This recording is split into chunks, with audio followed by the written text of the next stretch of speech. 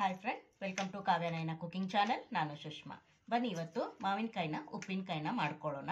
ನಾನಿಲ್ಲಿ ಅರ್ಧ ಕೆಜಿ ಆಗೋಷ್ಟು ಮಾವಿನಕಾಯಿನ ತಗೊಂಡಿದ್ದೀನಿ. ಈ ಥರ ಮಾವಿನಕಾಯಿ ತಗೊಂಡಿದ್ದೀನಿ. ಅದೇ ಹಸಿ ಇದೆ, ಇದು ಹಣ್ಣೇನಾಗಿಲ್ಲ, ತುಂಬ ಗಟ್ಟಿ ಇದೆ. ನೋಡ್ತಾ ಇದ್ದೀರಾ, ನಾನು ಒಂದು ಅರ್ಧ ಕೆಜಿ ಆಗೋಷ್ಟು ತಗೊಂಡಿದ್ದೀನಿ. ನೀಟಾಗಿ ತೊಳೆದು ಬಟ್ಟೆಯಿಂದ ಒರೆಸಿ ನಾನು ಸ್ವಲ್ಪ ಗಾಳಿಗೆ ಇಟ್ಟಿದ್ದೆ. ಸ್ವಲ್ಪ ಕೂಡ ನೀರಿನ ಅಂಶ ಇಲ್ಲ. ನಿಮ್ಗೆ ಯಾವ ಸೈಜ್ ಬೇಕೋ ಆ ಸೈಜಲ್ಲಿ ನೀವು ಉಪ್ಪಿನಕಾಯಿನ ಕಟ್ ಮಾಡ್ಕೋಬೋದು. ನಾನು ಇದನ್ನು ಸಣ್ಣ ಸಣ್ಣದಾಗಿ ಪೀಸ್ಗಳನ್ನು ಕಟ್ ಮಾಡ್ಕೊತೀನಿ. ನೋಡಿ, ಹಿಂದೆದು ಸ್ವಲ್ಪ ಈ ಕಡೆದು ತೆಗೆದುಬಿಡೋಣ. ನಿಮ್ಗೆ ಯಾವ ಸೈಜ್ ಬೇಕಲ್ಲ ಆ ಸೈಜ್ ಮಾಡ್ಕೊಳ್ಳಿ.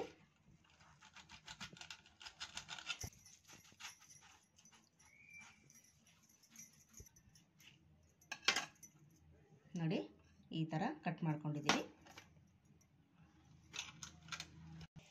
ನೋಡಿ, ನಾನು ಒಂದು ಮಾವಿನಕಾಯಿನ ಕಟ್ ಮಾಡ್ಕೊಂಡಿದ್ದೀನಿ. ಎಷ್ಟು ಬಂದಿದೆ ನೋಡಿ, ಇದೇ ಥರನೇ ಇವೆರಡನ್ನು ಕಟ್ ಮಾಡ್ಕೊತೀನಿ. ಈ ಸೈಜಲ್ಲಿ ನಾನು ಮಾವಿನಕಾಯಿನ ಕಟ್ ಮಾಡ್ಕೊಂಡಿದ್ದೀನಿ. ನೀವು ದೊಡ್ಡ ಸೈಜ್ ಆದರೂ ಮಾಡ್ಕೋಬಹುದು. ನೋಡಿ, ಇವಾಗ ಒಂದು ಮ್ಯಾಂಗೋನ ಕಟ್ ಮಾಡ್ಕೊಂಡಿದ್ದೀನಿ. ಹಾಗೆ ಇದೇ ಥರನೇ ಎರಡನ್ನೂ ಕೂಡ ಕಟ್ ಮಾಡಿ ನಿಮಗೆ ನೋಡಿ ಫ್ರೆಂಡ್ಸ್, ಎಲ್ಲವನ್ನು ಕಟ್ ಮಾಡಿ ಪ್ಲೇಟಲ್ಲಿ ಇಟ್ಕೊಂಡಿದ್ದೀನಿ. ನೋಡ್ತಾ ಇದ್ದೀರಾ, ನಾನು ಈ ಸೈಜಲ್ಲಿನೇ ಕಟ್ ಮಾಡ್ಕೊಂಡಿದ್ದೀನಿ. ನೀವು ದೊಡ್ಡ ದೊಡ್ಡದಾದರೂ ಕೂಡ ಮಾಡ್ಕೋಬಹುದು. ಚೆನ್ನಾಗಿ ಇದು ಸ್ವಲ್ಪ ಗಾಳಿಗೆ ಈ ಥರ ಹರಡಬೇಕು. ಸ್ವಲ್ಪ ಕೂಡ ನೀರಿನ ಅಂಶ ಇರಬಾರ್ದು. ಇವಾಗ ಇದನ್ನು ಸ್ವಲ್ಪ ಗಾಳಿಗೆ, ಫ್ಯಾನ್ ಗಾಳಿಗೆ ನಾನು ಇಟ್ಟು ಮುಂದಿನ ಪ್ರೊಸೀಜರ್ ಏನು ಅಂತ ನಿಮಗೆ ತೋರಿಸ್ಕೊಡ್ತೀನಿ. ಒಲೆ ಮೇಲೆ ಒಂದು ಕಡಾಯಿನ ಇಟ್ಕೊಂಡಿದ್ದೀನಿ. ನಾನಿಲ್ಲಿ 4 ಟೀ ಚಮಚದಷ್ಟು ಸಾಸಿವೆನ ಹಾಕೊಂಡು ಚೆನ್ನಾಗಿ ಲೋ ಫ್ಲೇಮಲ್ಲೇ ಹುರ್ಕೊತೀನಿ. ನಿಮಗೆ ಉಪ್ಪಿನಕಾಯಲ್ಲಿ ಗೊಜ್ಜು ಜಾಸ್ತಿ ಬೇಕಂದ್ರೆ ಸಾಸಿವೆನ ಜಾಸ್ತಿ ಹಾಕೋಬಹುದು. ನಾನು ತಗೊಂಡಿರೋ 3 ಮಾವಿನಕಾಯಿಗೆ ಇಲ್ಲಿ ಒಂದು 4 ಟೀ ಸ್ಪೂನ್ ಅಷ್ಟು ಸಾಸಿವೆ ಸಾಕಾಗುತ್ತೆ. ಬೇಕಂದ್ರೆ ಮತ್ತೆ ನೀವು ಎಕ್ಸ್ಟ್ರಾ ಬೇಕಂದ್ರೆ ಹಾಕೊಂಡು ಹುರಿದು ಇಟ್ಕೊಂಡು ಕಲಿಸ್ಕೊಳ್ಳುವಾಗ ಕಡಿಮೆ ಅನಿಸಿದ್ರೆ ಮತ್ತೆ ನೀವು ಈ ಪೌಡರ್ನ ಹಾಕಿ ಕಲಿಸ್ಕೋಬಹುದು. ನೋಡಿ ಫ್ರೆಂಡ್ಸ್, ಚಟ ಚಟ ಅಂತ ಇದೆ. ಇವಾಗ ಇದನ್ನ ತೆಗೆದು ಬಿಡೋಣ. ಹಾಗೆ ಒಂದು ಅರ್ಧ ಟೀ ಸ್ಪೂನ್ ಅಷ್ಟು ಮೆಂತ್ಯನ ತಗೊಂಡಿದ್ದೀನಿ. ಅದನ್ನು ಕೂಡ ಅಷ್ಟೇ ಸ್ವಲ್ಪ ಬೆಚ್ಚಗೆ ಮಾಡ್ಕೊಂಡ್ರೆ ಸಾಕು. ಜಾಸ್ತಿ ಕಪ್ಪಗೆ ಮಾಡ್ಕೊಳಕ್ ಹೋಗಬೇಡಿ, ಉಪ್ಪಿನಕಾಯಿ ಕಹಿ ಬಂದ್ಬಿಡುತ್ತೆ. ನೋಡಿ, ಇವಾಗ ಇದನ್ನ ಆಗಿದೆ, ತೆಗೆದು ಬಿಡ್ತೀನಿ. ಹಾಗೆ ಅದೇ ಕಡಾಯಿಗೆ ಮತ್ತೆ 1.5 ಟೀ ಚಮಚದಷ್ಟು ಜೀರಿಗೆನ ಹಾಕೋತಾ ಇದ್ದೀನಿ.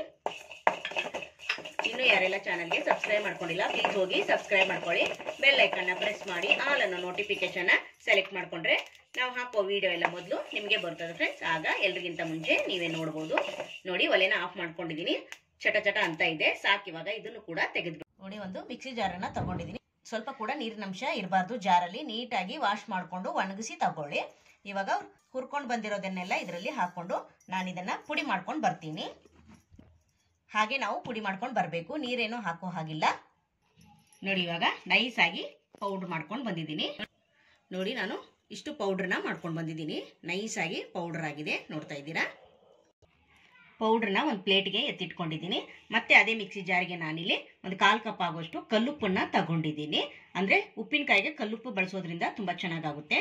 ಯಾವುದೇ ಕಾರಣಕ್ಕೂ ಸಣ್ಣ ಉಪ್ಪನ್ನ ಬಳಸಕ್ಕೆ ಹೋಗಬೇಡಿ. ಕಲ್ಲುಪ್ಪನ್ನೇ ಪುಡಿ ಮಾಡಿಕೊಂಡು ಉಪ್ಪಿನಕಾಯಿಗೆ ಬಳಸಿ. ನೋಡಿ, ಒಂದು 1/4 ಕಪ್ ಅಷ್ಟು ಹಾಕ್ಕೊಂಡು ಇದನ್ನು ಸ್ವಲ್ಪ ಆಪುವನ್ನು ಮಾಡಿಕೊಂಡು ಪುಡಿ ಮಾಡ್ಕೊಂಡು ಬರ್ತೀನಿ. ನೋಡಿ, ನೈಸಾಗಿ ಈ ಥರ ಪುಡಿ ಮಾಡ್ಕೊಂಡು ಬಂದಿದ್ದೀನಿ. ನೋಡಿ, ಇವಾಗ ಇದನ್ನು ಪಕ್ಕಕ್ಕೆ ಎತ್ತಿಟ್ಕೊಳ್ಳೋಣ. ಕಟ್ ಮಾಡ್ಕೊಂಡಿರೋ ಪೀಸ್ಗಳನ್ನು ಸ್ವಲ್ಪ ಫ್ಯಾನ್ ಗಾಳಿಗೆ ಇಟ್ಟಿದ್ದೆ. ಒಂದು ದೊಡ್ಡ ಬಾಕ್ಸಿಗೆ ಹಾಕೋತಾ ಇದ್ದೀನಿ. ಈಗ ಪುಡಿ ಮಾಡ್ಕೊಂಡು ಬಂದಿರೋದನ್ನು ಹಾಕೋತೀನಿ. ಹಾಗೆ ಇಲ್ಲಿ 1-2 ದೊಡ್ಡ ಚಮಚದಷ್ಟು ಖಾರದ ಪುಡಿನ ಹಾಕೋತಾ ಇದ್ದೀನಿ. ಹಾಗೆ ಪುಡಿ ಮಾಡ್ಕೊಂಡು ಬಂದಿರೋ ಉಪ್ಪನ್ನು ಕೂಡ ಸೇರಿಸ್ತಾ ಇದ್ದೀನಿ. ಒಲೆ ಮೇಲೆ ಒಂದು ಚಿಕ್ಕದು ಫ್ರೈ ಪ್ಯಾನ್ನ ಇಟ್ಕೊಂಡಿದ್ದೀನಿ. ಇದಕ್ಕೆ ಅರ್ಧ ಕಪ್ ಆಗುವಷ್ಟು ಅಡಿಗೆ ಎಣ್ಣೆನ ಹಾಕೊಂಡು ಇಲ್ಲಿ ಬಿಸಿ ಮಾಡ್ಕೊತಾ ಇದ್ದೀನಿ. ಸ್ವಲ್ಪ ಉಗುರು ಬೆಚ್ಚಗೆ ಮಾಡ್ಕೊಂಡ್ರೆ ಸಾಕು. ನೋಡಿ, ಇವಾಗ ಎಣ್ಣೆ ಬೆಚ್ಚಗಾಗಿದೆ. ಈಗ ಒಲೆನ ಆಫ್ ಮಾಡ್ಕೊಂಡು ಬಿಡ್ತೀನಿ. ಇವಾಗ ಇದನ್ನ ಫ್ಯಾನ್ ಗಾಳಿಗೆ ಇಟ್ಕೊಂಡು ಸ್ವಲ್ಪ ತಣ್ಣಗಾಗೋದಕ್ಕೆ ಬಿಡೋಣ. ಫುಲ್ಲು ಎಣ್ಣೆ ತಣ್ಣಗಾದ್ಮೇಲೆ ನಾವು ಉಪ್ಪಿನಕಾಯಿಗೆ ಸೇರಿಸಬೇಕು. ಯಾವುದೇ ಕಾರಣಕ್ಕೂ ಬಿಸಿಯಾಗಿ ಸೇರ್ಸಕ್ ಹೋಗ್ಬೇಡಿ. ನೋಡಿ ಫ್ರೆಂಡ್ಸ್, ಎಣ್ಣೆ ನಾನು ಬಿಸಿ ಮಾಡ್ಕೊಂಡಿದ್ನಲ್ಲ, ಇವಾಗ ತಣ್ಣಗಾಗಿದೆ, ಹಾಕೋತಾ ಇದ್ದೀನಿ. ಯಾವುದೇ ಕಾರಣಕ್ಕೂ ತಣ್ಣಗಿರೋದನ್ನ ಹಾಕೋಬೇಡಿ. ಸ್ವಲ್ಪ ಬೆಚ್ಚಗೆ ಮಾಡಿ ಆರಿಸ್ಬಿಟ್ಟೆ ಹಾಕಿ, ತುಂಬ ಚೆನ್ನಾಗಿರುತ್ತೆ.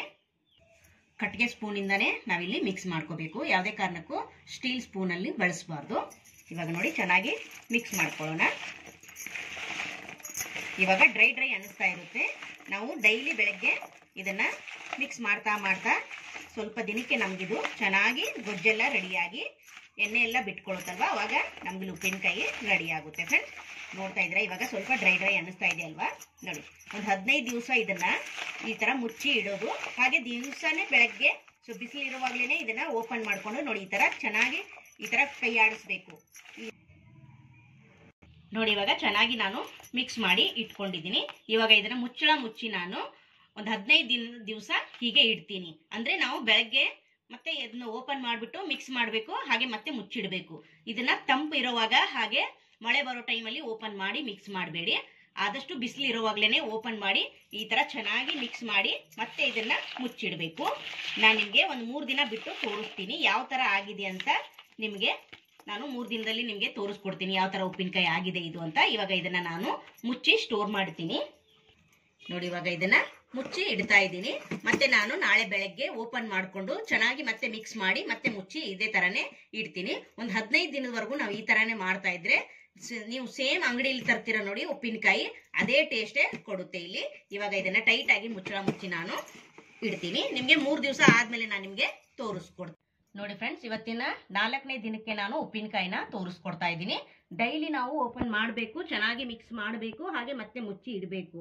ಈ ತರ ನಾವು 15 ದಿವಸ ಮಾಡಿದ್ರೆ ಉಪ್ಪಿನಕಾಯಿ ನಮಗೆ ವರ್ಷದ ಗಂಟ ಬಾಳಿಕೆ ಬರುತ್ತೆ, ಏನು ಹಾಳಾಗೋದಿಲ್ಲ. ನೀವು ಫ್ರಿಜ್ಜಲ್ಲಿ ಕೂಡ ಇಟ್ಕೊಂಡು ತಿನ್ಬೋದು, ಇಲ್ಲ ಆಚೆ ಕಡೆನೇ ಇಟ್ಟರು ವರ್ಷ ಪೂರ್ತಿ ಹಾಳಾಗೋದಿಲ್ಲ. ಈ ತರ ಮಾಡ್ಕೊಂಡ್ರೇನೆ ವರ್ಷ ಪೂರ್ತಿ ನಾವು ಆಚೆ ಕಡೆ ಮಾವಿನಕಾಯಿ ಉಪ್ಪಿನಕಾಯಿ ತರೋ ಅವಶ್ಯಕತೆನೇ ಇರಲ್ಲ. ನಾವೇ ಇವಾಗ ಮ್ಯಾಂಗೋ ಸೀಸನ್ ಇರೋದ್ರಿಂದ ಮನೇಲೆ ನಾವು ಉಪ್ಪಿನಕಾಯಿನ ಮಾಡ್ಕೋಬಹುದು. ನೋಡಿ ಎಷ್ಟು ಚೆನ್ನಾಗಿ ಬಂದಿದೆ ಅಂತ ನೋಡ್ತಾ ಇದ್ದೀರಾ ಫ್ರೆಂಡ್ಸ್. ಇವಾಗ ನಾನು ಇನ್ನೂ ಮಿಕ್ಸ್ ಮಾಡಿಲ್ಲ, ನಿಮಗೆ ತೋರಿಸೋದಕ್ಕೋಸ್ಕರನೇ ಇವಾಗ ಓಪನ್ ಮಾಡಿ ಮಿಕ್ಸ್ ಮಾಡ್ತಾ ಇದ್ದೀನಿ. ಕೋಲ್ಡ್ ಇರುವಾಗ ಯಾವಾಗಲೂ ಓಪನ್ ಮಾಡಕ್ ಹೋಗಬೇಡಿ, ಬಿಸಿಲು ಇರುವಾಗ್ಲೇ ಓಪನ್ ಮಾಡಿ ಚೆನ್ನಾಗಿ ಮಿಕ್ಸ್ ಮಾಡಿ ಮುಚ್ಚಿಡಬೇಕು. ಯಾವುದೇ ಕಾರಣಕ್ಕೂ ತಣ್ಣಗಿರುವಾಗ ಮಳೆ ಬರೋವಾಗ ಮಿಕ್ಸ್ ಮಾಡಬೇಡಿ. ನೋಡಿ ಎಷ್ಟು ಚೆನ್ನಾಗಿ ಬಂದಿದೆ ಅಂದರೆ ನೋಡಿ, ನೋಡ್ತಾ ಇದ್ದೀರಾ.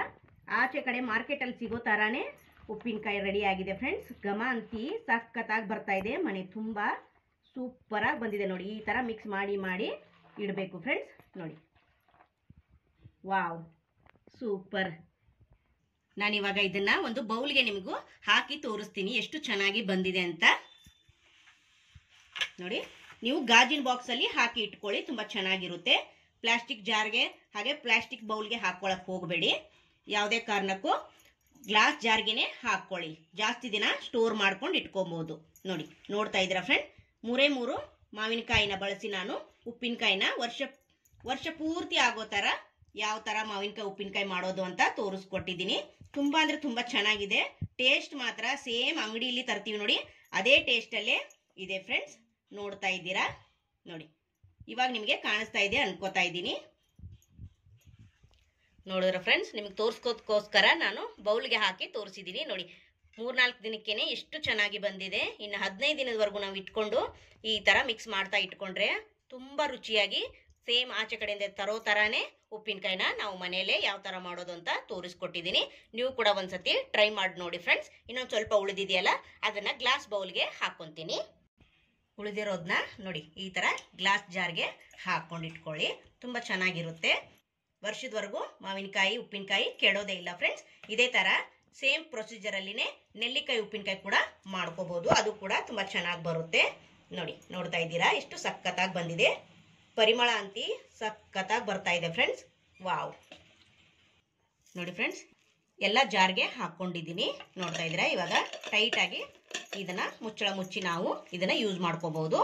ಬಿಸಿಲು ಇರುವಾಗ್ಲೇ ಮಾತ್ರ ಓಪನ್ ಮಾಡಿ ಮಿಕ್ಸ್ ಮಾಡ್ಕೊಂಡಿರಿ. ದಿನ ನಿಮ್ಗೆ ಊಟಕ್ಕೆ ಉಪ್ಪಿನಕಾಯಿ ಬೇಕು ಅಂದಾಗ ಏನ್ ಮಾಡಬೇಕಂದ್ರೆ ಒಂದು ಚಿಕ್ಕ ಬಾಕ್ಸ್ ಅಲ್ಲಿ ನೀವು ಒಂದ್ ಸ್ವಲ್ಪ ಉಪ್ಪಿನಕಾಯಿನ ಎತ್ತಿಟ್ಕೊಂಡ್ಬಿಡಿ. ಯಾಕೆಂದ್ರೆ ದಿನ ಇದರಲ್ಲಿ ಕೈ ಹಾಕಿ ಹಾಕಿ ದಿನ ಊಟಕ್ಕೆ ಇವಾಗ ನೀವು ತಗೊಂತೀರಾ, ಹಾಗೆ ಮಕ್ಕಳು ತಗೊಂತಾರೆ, ಹಾಗೆ ಮತ್ತೊಬ್ರು ತಗೊಂತಾರೆ. ಅದಕ್ಕೆ ಎಲ್ರು ಕೈ ಹಾಕ್ತಾ ಇದ್ರೆ ಬೇಗ ಉಪ್ಪಿನಕಾಯಿ ಕೆಟ್ಟೋಗುತ್ತೆ. ಅದಕ್ಕೆ ನೀವೇನ್ ಮಾಡ್ಬೇಕು, ಊಟಕ್ಕೆ ಬೇಕಾದಾಗ ಅದಕ್ಕೊಂದು ಸ್ವಲ್ಪ ಚಿಕ್ಕ ಬೌಲಲ್ಲಿ ಉಪ್ಪಿನಕಾಯಿನ ಹಾಕಿ ಸೈಡ್ ಅಲ್ಲಿ ತೆಗೆದಿಟ್ಕೊಡ್ರಿ. ನಿಮಗೆ ಬೇಕಾದಾಗ ಅದರಲ್ಲಿನೇ ತಗೊಂಡು ತಿನ್ಬಹುದು. ಅದು ಖಾಲಿ ಆದಾಗ ಮತ್ತೆ ಇದರಲ್ಲಿ ಮಿಕ್ಸ್ ಮಾಡ್ಕೊಂಡು ಮತ್ತೆ ಆ ಡಬ್ಬಕ್ಕೆ ಹಾಕೊಂಡು ನೀವು ಯೂಸ್ ಮಾಡ್ಕೋಬಹುದು. ನೋಡ್ತಾ ಇದ್ರ ಫ್ರೆಂಡ್, ಎಷ್ಟು 3 ಮಾವಿನಕಾಯಿಯಿಂದ ಎಷ್ಟು ಉಪ್ಪಿನಕಾಯಿ ಆಗಿದೆ ಅಂತ ನೋಡ್ತಾ ಇದ್ದೀರಾ ಫ್ರೆಂಡ್. ಸಖತ್ತಾಗಿ ಬಂದಿದೆ ನೋಡಿ, ಸೂಪರ್ ಅಲ್ವಾ? ಈ ವಿಡಿಯೋ ನಿಮಗೆ ಇಷ್ಟವಾದ್ರೆ ಪ್ಲೀಸ್ ಲೈಕ್ ಮಾಡಿ, ಶೇರ್ ಮಾಡಿ, ಕಮೆಂಟ್ ಮಾಡಿ, ಸಬ್ಸ್ಕ್ರೈಬ್ ಮಾಡ್ಕೊಳ್ಳಿ. ನಮ್ಮ ವಿಡಿಯೋ ನೋಡಿದ್ದಕ್ಕಾಗಿ ನಿಮ್ಮೆಲ್ಲರಿಗೂ ಧನ್ಯವಾದಗಳು. Thank you for watching. ನಮಸ್ಕಾರ ಫ್ರೆಂಡ್.